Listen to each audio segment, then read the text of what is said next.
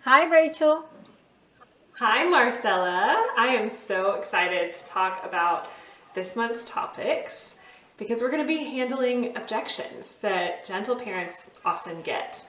And if you are one of our listeners, you're one of our cycle breakers, you either follow us on social media or you are in our private Facebook community, the HIC Cycle Breaker community, you probably have dealt with some of these objections. And our goal this month is really to give you the understanding for yourself of why you're doing what you're doing, but also maybe give you some verbiage or some conversation starters to have with your family about these topics. Yes, I'm very excited. This is going to be a series. So all month we're going to be covering different objections that people may have about gentle parenting. And for this episode, we're going to talk about discipline, because one very common objection that I hear when I tell people that I do gentle parenting, parenting with understanding, is, so you don't discipline your children? That's the main thing. Yeah. I don't know. Have you had that question as well? Like if you don't do timeouts, spanking, if you don't take things away, if you don't yell, if you don't bribe, if you don't offer rewards, what do you do to get them to listen to you? Yes, exactly. I absolutely get the same questions or the same assumption. Parents will often hear that I don't spank, yell, use timeouts, and they assume that that means that there is no discipline in my home and that I'm a permissive parent who lets my child rule the world in our home, and that's definitely not the case. So, and one thing that I think is interesting too is that in the gentle parenting community, with many gentle parents, they have eliminated the punishment side of discipline. So they may not be using spanking, they may not be yelling, or they're attempting not to yell as often. They're trying to break that cycle, right? But they're still taking things away very often. They still feel the need to put so much emphasis on consequences, or they are still bribing their children. And maybe you're listening to this right now and you're thinking, okay, what? I'm doing all three of those things, and I thought that that was gentle parenting. So what are you saying here? We're going to dive into that. Another misconception that I've seen is that I've seen in social media parents that they say it is gentle parenting discipline when they're saying the same things that they would say in an authoritarian way, but they're saying it without yelling. And I'm like, that sounds authoritarian. When you're still commanding your children to do things and listen to you just because you're the parent, even if you're using a softer tone, that's not gentle parenting. Because gentle parenting has a power with approach. So there are three types of ways that we could approach discipline or teaching our children better behavior. The power over approach, which is you do as I say, and then my intention is to get you, to control you, to manipulate the behavior.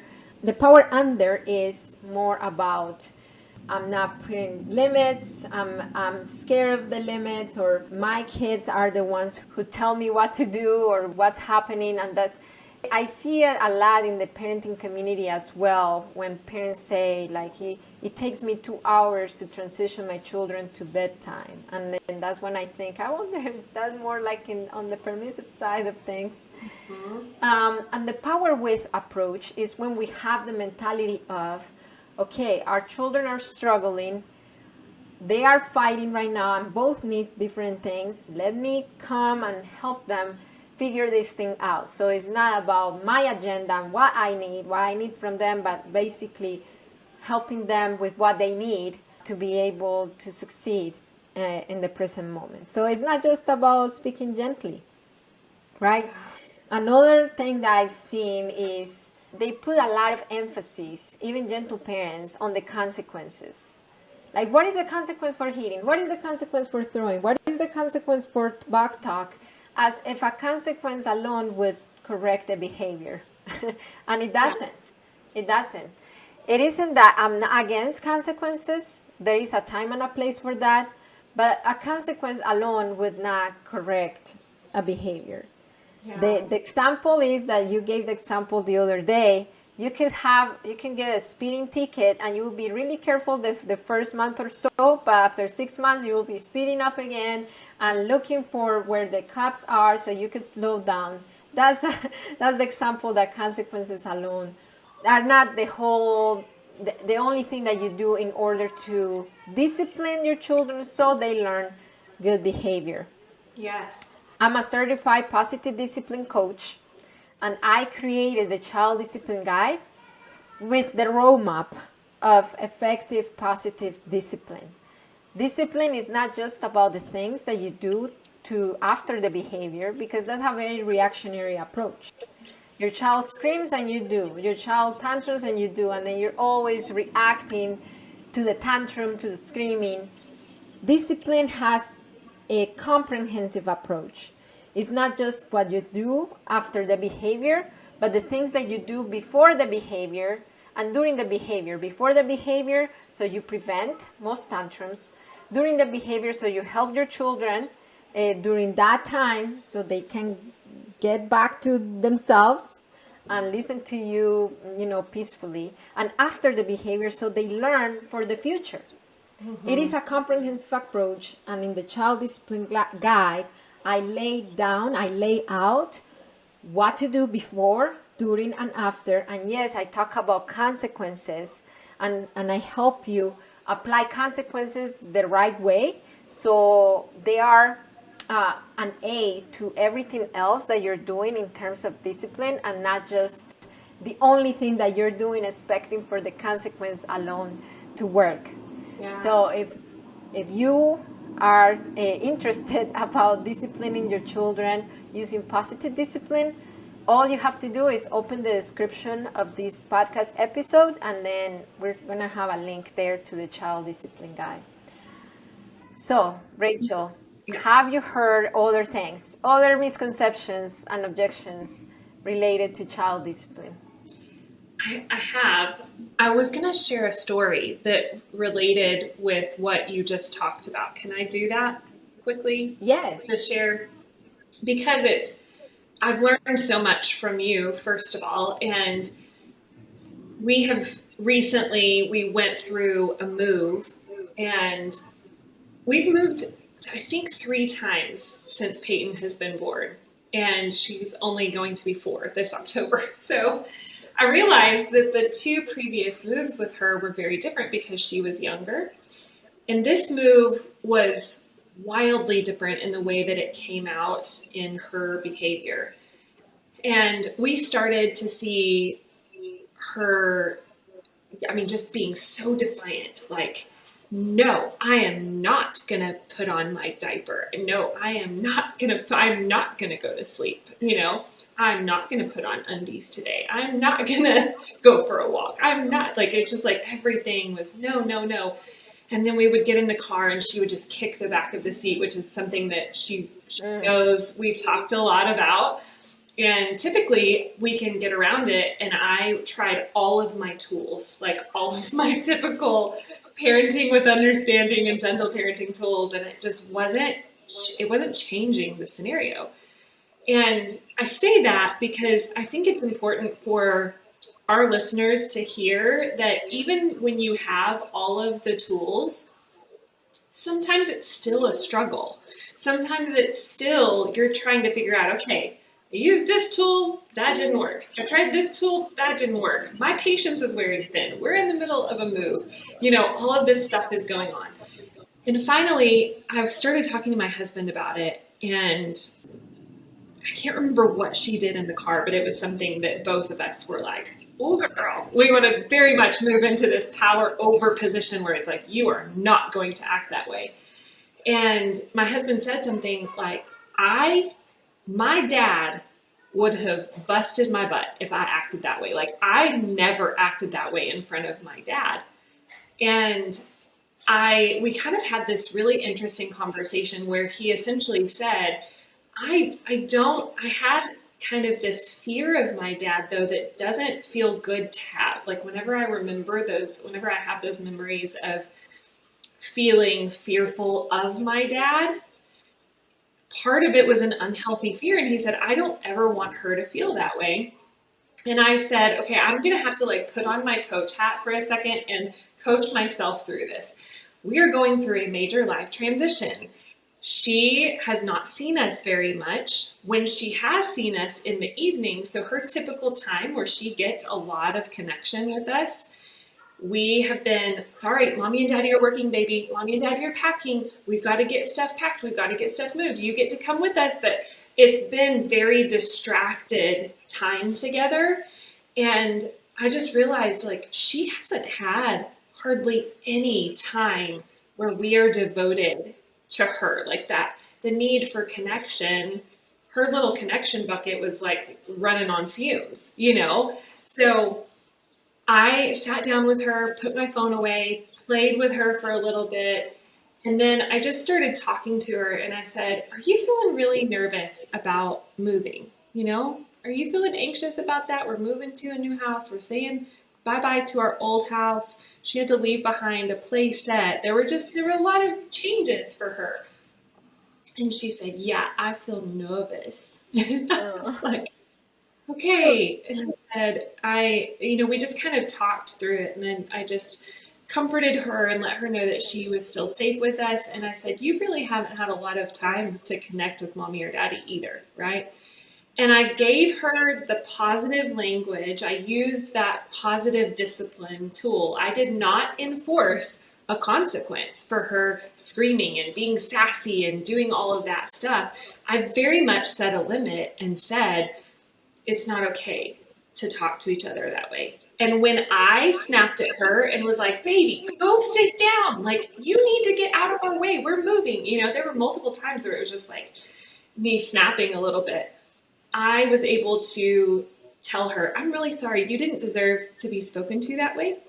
In our family, we speak kindly to each other, right? So I'm apologizing to her and letting her know that I'm aware of when I am not kind.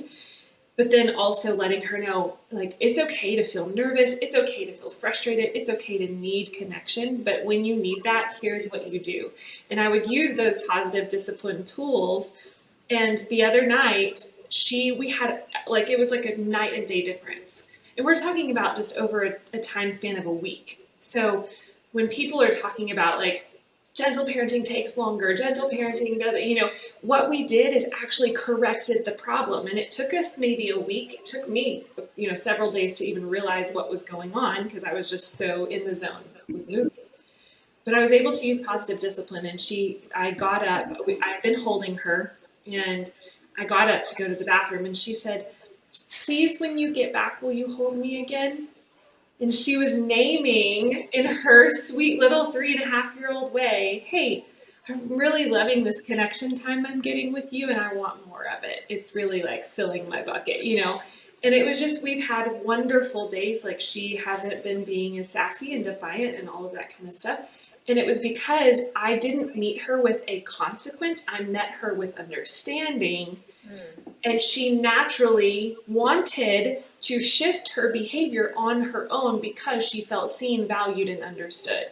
And that's what, like, parents who, I kind of want to go back, if we have time, to go back to the topic of the power over, power under, power with, because power over and under are two sides of the same coin. They're both problematic in their own way. And when we get into control mindset, that's when we're power over. And I think what has been such a help for me is shifting my mindset to, am I trying to control her right now, or am I trying to collaborate with her right now? Collaboration over control works to fix the problem for both of us. Like, not only does it correct her behavior long term, so she stops, it's not stopping it momentarily, it's stopping it long term, which is correction, right? But it's also not creating a disconnect in our relationship. Whereas that power over, like, I am the parent, you are the child, that stance. None of us likes to feel that from any other human. Like, if I had a husband that was like, I am your husband, I am the head of the household, you listen to me, I would be like, I don't know how long this is going to last, you know? And I have had very much power over bosses that were like, I'm the boss, you're the employee, you do what I say or you don't get a paycheck, you know? And I didn't thrive in that environment. And when we take ourselves out of this, like, I'm the parent, you're the child mindset that's so typical, and it's coming from our childhood for most of us. When we take ourselves out of that mindset and we just simply ask, how do I like to be treated? As a human, how do I like to be treated? And how can I treat my child in that same way? How can I honor and respect them and still not lose my position as parent? I'm not supposed to go power under and be like, oh, okay, I'll be so nice to you. I'm not supposed to go belly up in full submission to my child. I'm still supposed to maintain my role as parent, but that should look more like teacher and leader and guide rather than boss or micromanager or ruler or, authority figure. And that, I think that one mindset shift could change things drastically for any home. For the ones who already have the child discipline guide, take what Rachael is saying right now and read the guide through the lens of, I'm getting these positive discipline tools to collaborate with my children, to get to a solution together, to a win-win outcome, not to control my child. Because when you apply positive discipline tools with the wrong mentality, then the outcome is going to keep being the same. You're going to keep seeing the defiance. You're going to keep seeing all the behaviors that are really communicating to you, Mom, you're controlling me. And that's why I'm pushing back. That's why I'm not cooperating with you. But when you read the guide and you get the tools of what to do to prevent future tantrums, future backtalk and defiance, when you read the guide on what to do during the behavior, take it with that mentality. This is not to control my child. This is to collaborate with them. Santiago, my 6-year-old, and you might say like 6-year-old, yes. He beat me for maybe 2 weeks, like maybe once a day. He used to bite me, and that was recently. That was in the past month. And then you would say like, wow, he's too old for that. Like all those thoughts of he's too old for that, like he should know better, like he's right now for sure he's doing it to be mean. All those little thoughts that come to us are just limiting beliefs. So that's not what was happening. He was biting me, and I applied positive discipline and parenting with understanding, and he stopped biting me, and he hasn't done it for the last 2 weeks. So what happened? Number one, I looked beyond the behavior. I saw he beat me. I'm like, oh no, Santi, if you want to buy something, buy this other thing. But that didn't work. The next day he did the same thing. And I'm like, okay, Santiago, if you want to buy something else. When I'm like, okay, Marcela, you are doing this backwards. If you are in the Parenting with Understanding program, you know that you don't work on teaching them other skills if you don't unveil the need first. And I'm like, okay, Marcela, apply your own program. So I started thinking, when did he start biting me? And I remember the first time that he beat me was right after feeding therapy. And that day, that specific day, the feeding therapist told me that the roof of his mouth looked different than the normal. Like he had the roof of his mouth was different, and that's why that contributed to some of his sensory needs. So in his little head, he interpreted that as there is something wrong with me. So what happened? Right after that, he started biting me, biting me, biting me. And when I started reflecting on what was really happening, I went to him and I said, Santi, I noticed that you started biting mommy right after the feeding therapy session. Remember that day that you beat me for the first time? What were you feeling at that time? Can you remember? He's 6, so he's able to reflect back in time and reflect a little bit more. And then he said, my mouth is wrong. I'm like, what? Could you please explain a little bit more? What do you mean by that? He said, yeah. He says, teacher, my teacher said that the roof of my mouth is wrong. So my mouth is wrong. We processed that. I processed those feelings with him. And just by processing what happened, just by giving him a better perspective of himself or of what's going on with him, he changed. I didn't give him a consequence. I didn't even give him a replacement behavior anymore. Replacement behavior is, if you're biting me, you better buy this other thing that is safe. That's replacement behavior. When you try to get them to help them do other things that are safe to meet the same desire. I didn't even do replacement behavior with him. I just went right to the need and I spoke to him, and that's all it took. Yeah. It's so powerful. It's so powerful to look at that situation and think, a typical, like if you were a traditional parent, you absolutely would have punished a child for spanking. And you would have A maybe even, 6-year-old. It's not right, an 18-month-old biting mommy. It's a 6-year-old biting. yes, right. And I think that many parents probably would have moved to corporal punishment, maybe even like taking something big away that was like something to hurt the child back to try to teach the lesson, either hurt them physically or hurt them emotionally. And when you really actually peel back the layers and you seek to understand what his behavior is communicating, because behavior is communication of a need.